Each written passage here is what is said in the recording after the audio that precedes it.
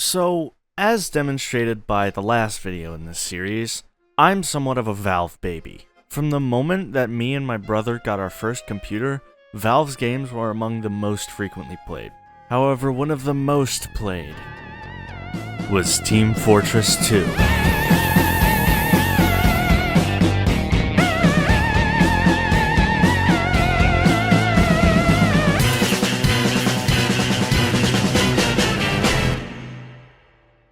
Team Fortress 2 released 17 years ago, on October 20th, 2007.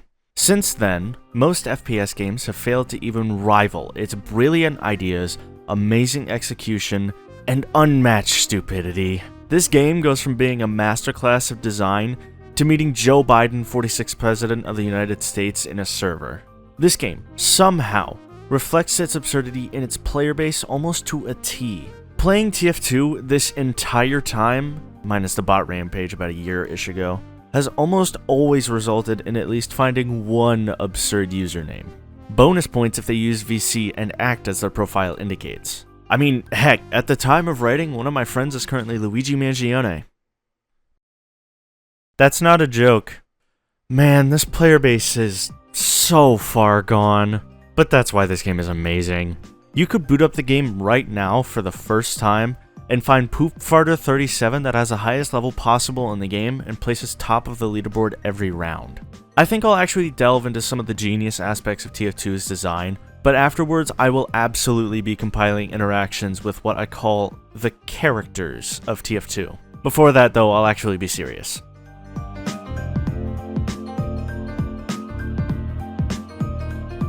Team Fortress 2 is one of the best online FPS games ever created, and I will stand by that wholeheartedly. Because screw Black Ops Zombies, screw CSGO's Rush and Rage Monsters, there is not a single online FPS game that I enjoy playing more than I do TF2.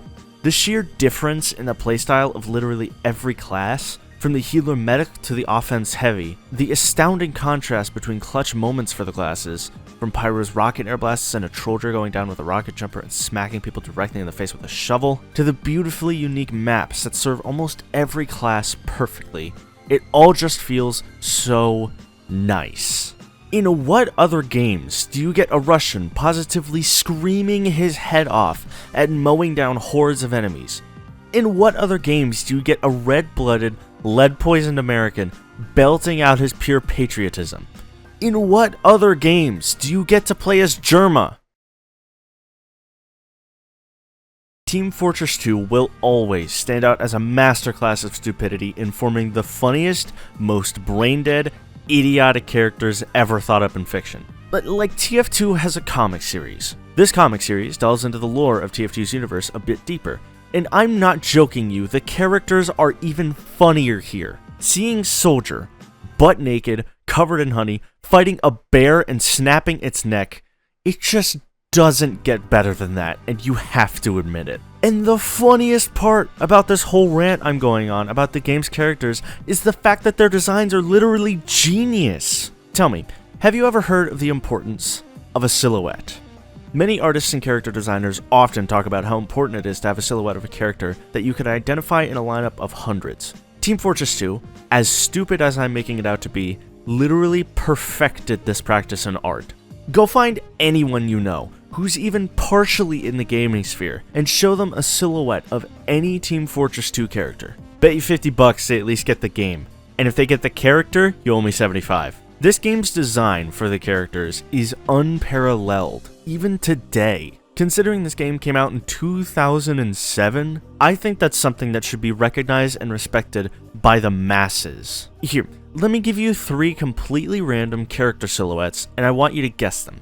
You don't have to write your answer in the comments, but if you want to, that helps with traffic on the video. Sorry, back to the subject at hand. 3 silhouettes. If you recognize these as Scout, Medic, and Sniper, then congratulations, you've successfully recognized how genuinely phenomenal Valve are at their job. To add on to this colossal rant that I'm going on, I want to direct your attention back to the comics again. In case you're unaware, the TF2 comics came out a little while after the game, around 2009. They started up just to promote updates that were coming to the game, And not just like bug patches, significant updates that sometimes reworked a whole character in a myriad of ways. But on August 28, 2013, they became their own fully fledged graphic novel series. Unfortunately, I don't think there are any officially licensed hardback or softback issues. Sorry to all those who enjoy reading physically. Because, full honesty, this is some of the funniest writing ever conceived. I already mentioned the nude soldier wrestling a bear, but did you also know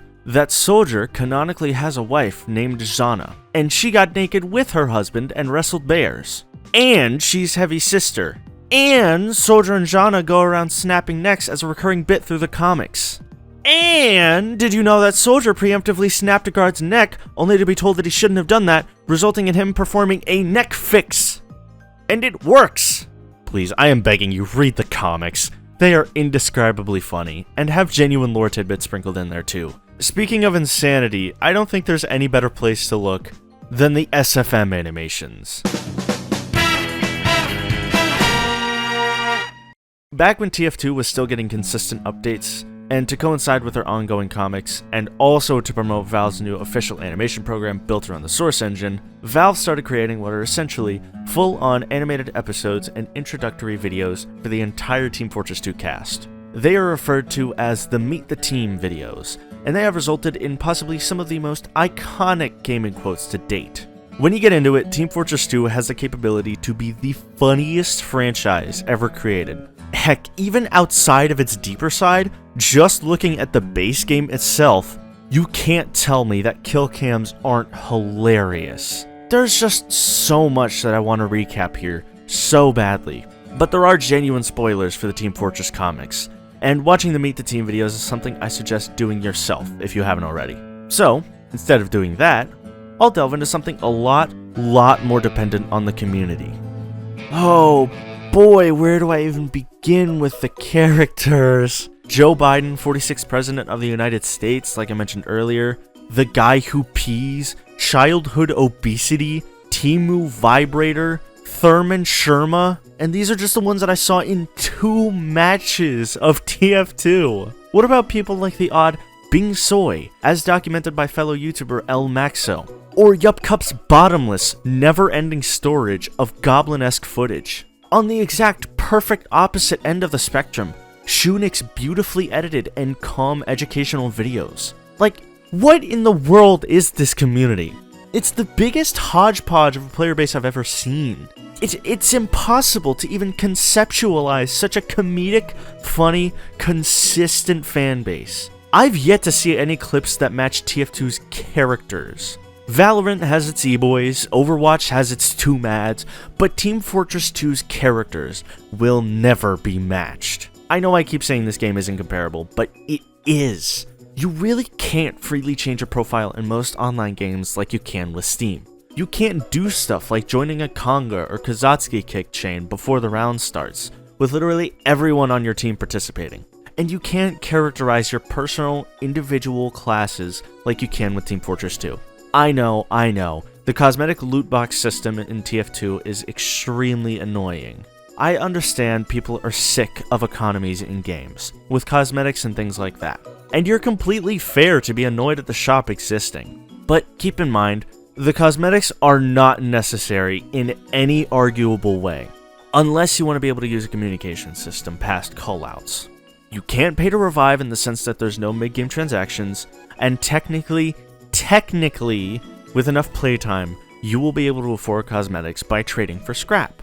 So TF2 has a different, uniquely bearable economy.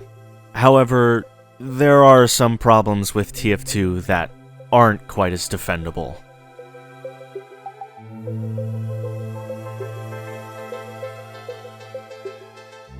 Team Fortress 2, unfortunately, has problems. Less so with the game itself per se, although you can definitely consider the shop system to be a problem. No, Team Fortress 2 has had a problem more plagued by Valve, its creators. Should you have been online a couple of years ago, back in May of 2023, a peaceful protest began. At that point, it had been 6 years since a content update of any type. Valve only did the usual Scream Fortress, their yearly Halloween event, and Smissmas, their yearly Christmas event. Neither of these added anything necessarily substantial after 2017, and thus I get into the crux of TF2's issues. The game doesn't update. Besides the yearly events like I mentioned, Valve does not add any new content to the game besides workshop items like taunts and cosmetics. The last time they added a map was in 2017's Jungle Inferno update, with a Mercenary Park, coincidentally exactly on the 10th anniversary of TF2's release. Liam Triforce once said, "Valve's desks have wheels."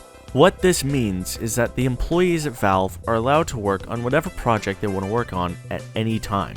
So, as an example, say TF2 had 40 employees in 2017.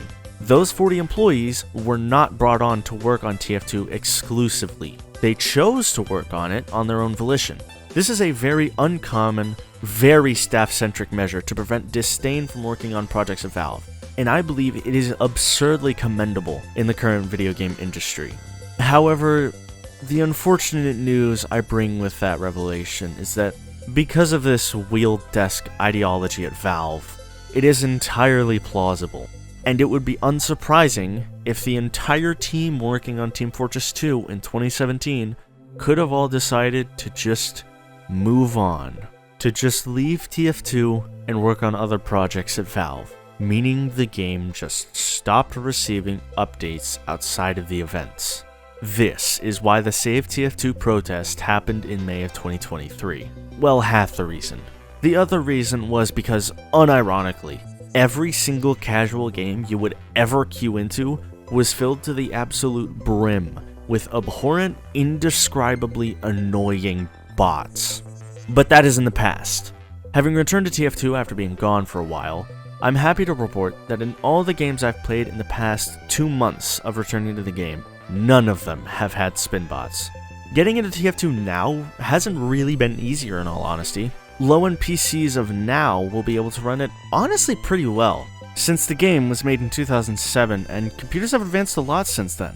The bots have also disappeared, and Valve finally seems to be actively doing things again. So maybe if you get into it now, you'll be able to partake firsthand in a content update. Don't count on it, obviously. Valve seems to be pretty busy right now with Half-Life X, whatever that may end up being. But, you know, that's fun to think about.